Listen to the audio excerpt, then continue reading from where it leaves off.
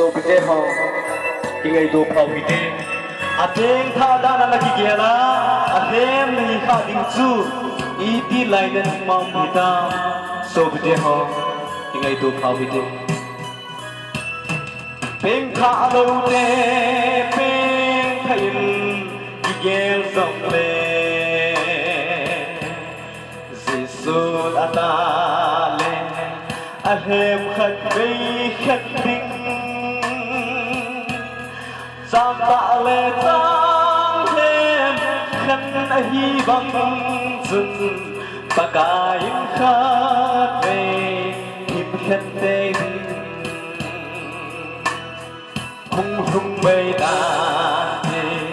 và cài vài hôm thinh và ngồi như khăn thinh ta sân đi lệ đi lâu hát ta lệ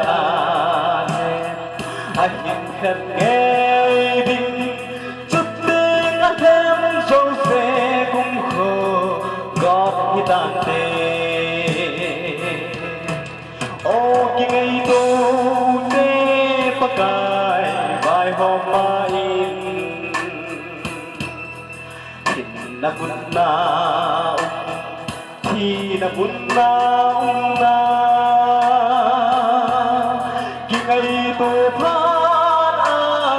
thì vai dây mà tuột sọt muốn khuấy măng ta đẹp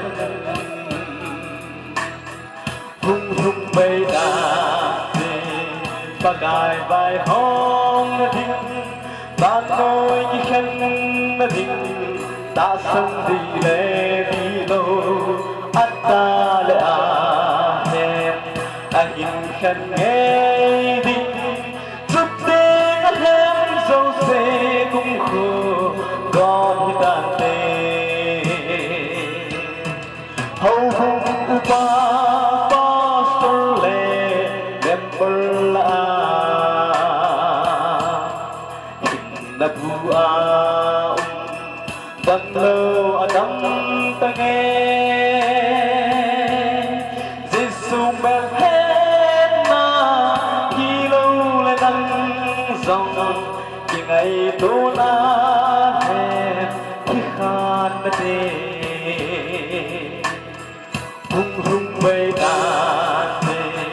và cài vài hôm thinh và ngồi như khăn thinh ta sân đi lệ đi lâu ắt ta lệ hiệp khăn nghe đinh chút tên ắt hem dâu xê cũng khổ còn như tàn tê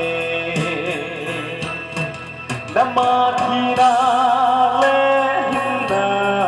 làm phi ông đặt thoa thiệp rằng đinh đặt thoa thiệp có chân đinh mi hềm đã in lâm đi đi khăn áo sẽ đã muốn chu thi na hi hung hung bay đàn và cài vài hôm đinh và ngồi như khăn đinh ta sân đi lệ đi đâu hát ta lệ hẹn hiệp khăn nghe đinh chút tiếng hát thêm dâu xê cũng khổ còn khi tan tê